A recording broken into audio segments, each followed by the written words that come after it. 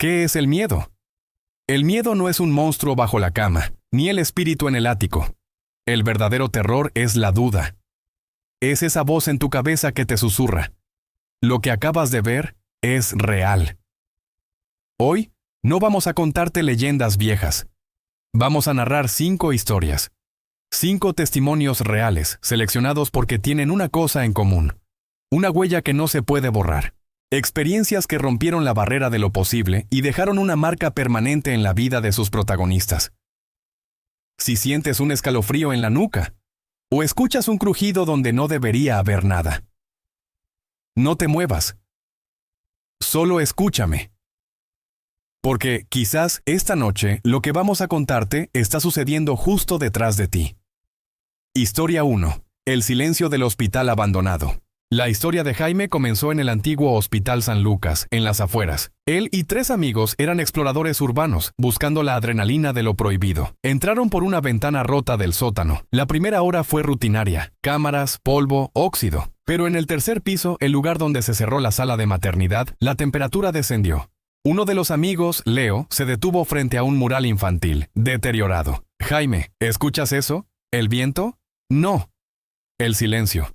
Y era cierto. El hospital, un laberinto de crujidos y goteras, se había quedado en un silencio absoluto, opresivo. Era un vacío sonoro que gritaba. De repente, el detector EMF de Leo se encendió con un pitido agudo, destellando en rojo vivo, a 1 metro de ellos. Jaime apuntó la linterna. Vio el carrito. Un pequeño carrito metálico de transporte, como los que se usan para llevar bandejas, se movía lentamente por el pasillo. No rodaba, no hacía ruido. Se deslizaba. Se quedaron paralizados. El carrito se detuvo frente a la habitación 304. Luego, la puerta de esa habitación, sellada con una tabla, se abrió 1 centímetro. Un hilo de niebla blanca, densa, salió por la rendija.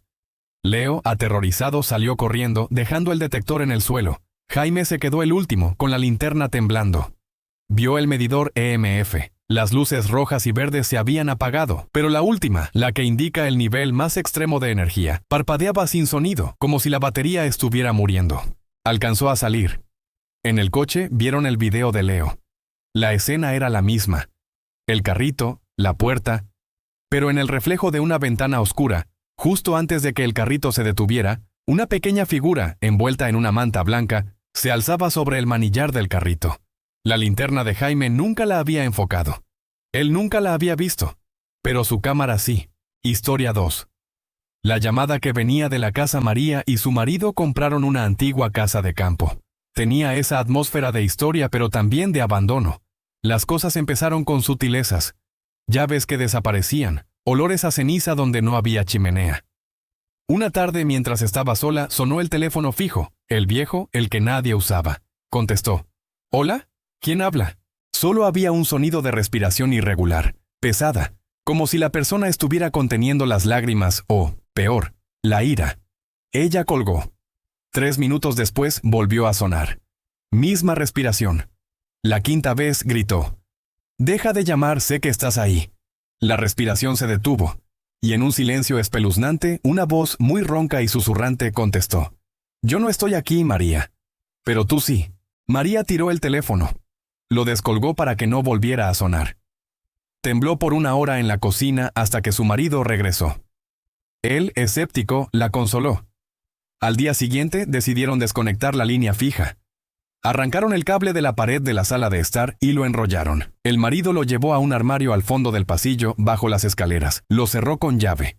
Esa noche, a las 3:00 AM, María se despertó con el mismo ruido. No era el teléfono, era el sonido de la respiración pesada, que venía de la oscuridad del pasillo. Se arrastró hasta la habitación de al lado y vio que la puerta del armario, que su esposo había cerrado con llave, estaba entreabierta, y desde dentro se escuchó un clic.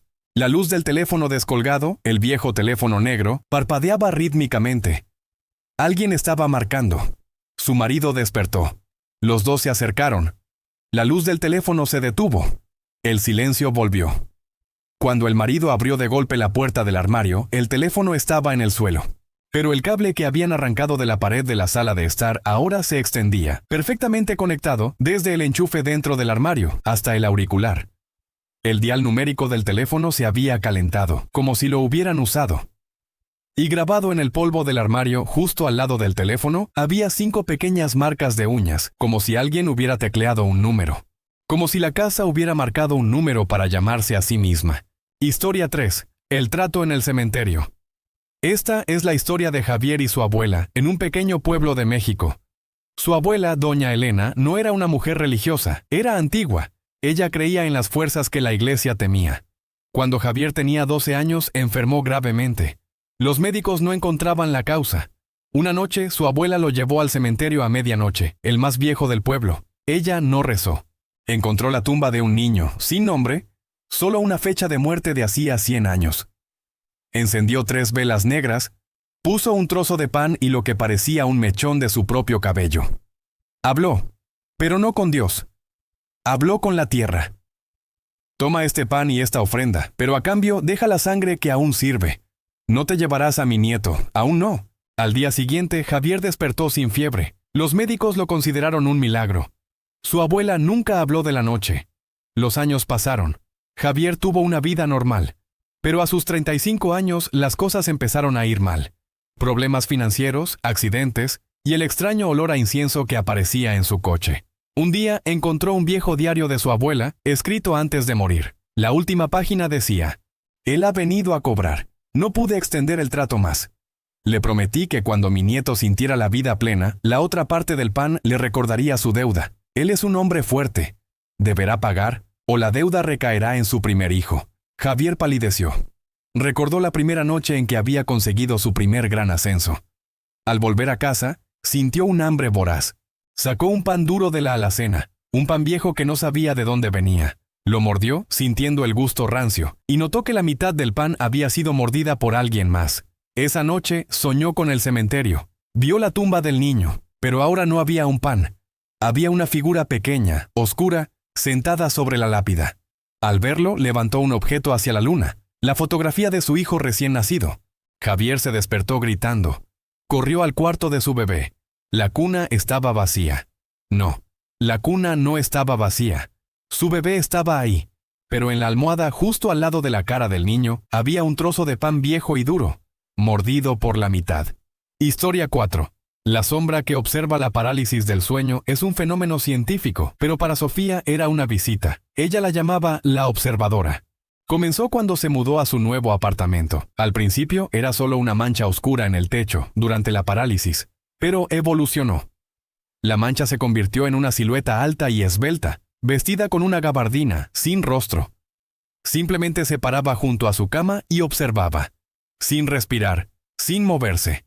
Lo más aterrador no era la visión, sino el frío que la acompañaba.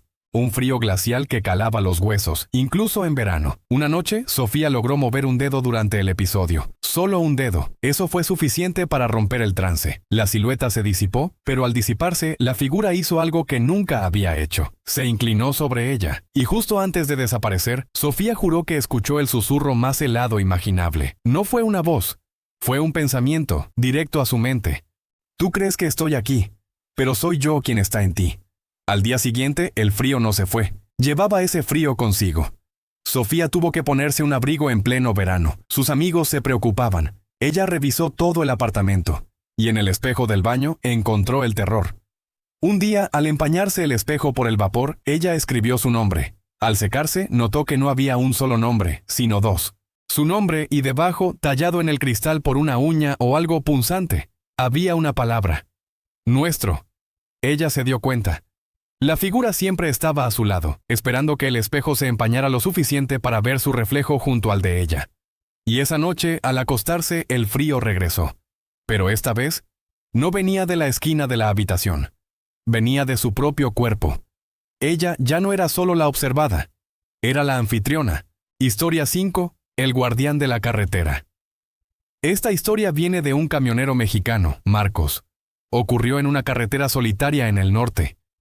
Marcos no cree en fantasmas, cree en el asfalto. Pero una noche de lluvia eso cambió. Vio a un hombre en la cuneta, bajo la lluvia torrencial. Estaba de pie, inmóvil, sin paraguas, solo mirando el asfalto. Marcos, por instinto, paró. Le ofreció ayuda. «Oye, ¿te llevo a algún lado? Te vas a congelar». El hombre no se movió. Simplemente levantó su brazo derecho y señaló la carretera adelante. Marcos miró el camino, vacío.